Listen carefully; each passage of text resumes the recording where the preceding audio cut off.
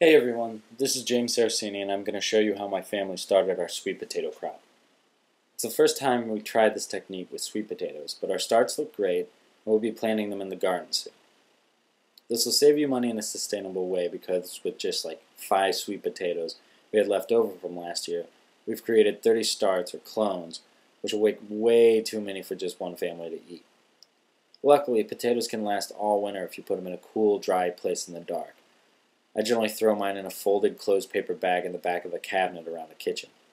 Anyway, let's get started. Once you put the potatoes in water with the tapered side up for like 2 to 3 weeks, they start to sprout little eyes like this, which turn into vines that look like this, which you let grow until there's about 6 really healthy leaves on each vine.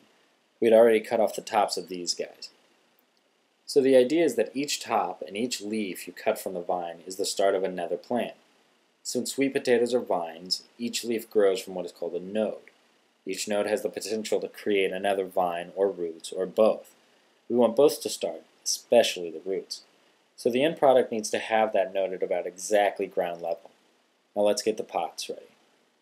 My dad had heard about this coffee filter technique to keep dirt from washing out of pots. This is the first time we tried it.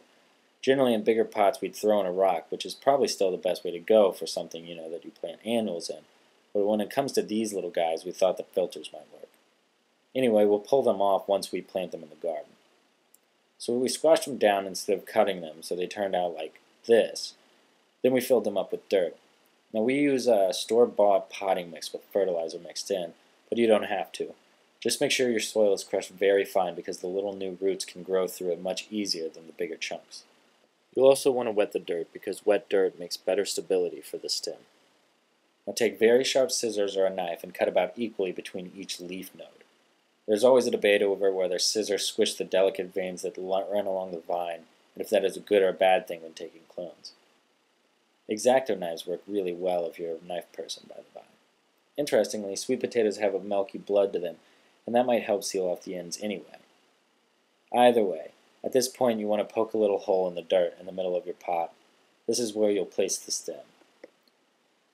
Be gentle when you hold the stem, but pinch it enough to be able to push it down into the bottom of the hole you created with your finger. Make sure that at this stage that the place where the leaf connects to the stem is level with the surrounding soil. Notice that the cuttings with just one leaf and, well, 2 cuts in the stem are really weak and kind of wilty first. Well, that's no big deal. I think it's probably because there are 2 wounds to the stem and there's less plant there to keep turgid water pressure. Regardless, you want to keep the soil around cuttings like this fairly wet for the first couple weeks, and with frequent waterings, they will survive and thrive. Also, keep them in the shade for as long as you can each day. You can check if their roots are growing by moving the dirt around the nodes slightly, but be careful. And also watch to keep dirt up around those nodes to make sure the roots have something to grow in too. So, after a while, once you've noticed the actual tops of the plant start growing, you can actually pull those out into the full sunlight. Hey, thanks everybody so much for listening. Again, my name is James Saraceni, and I hope this slideshow was a help. Oh, P.S. If you have any questions, comments, or advice, I'd love to hear it.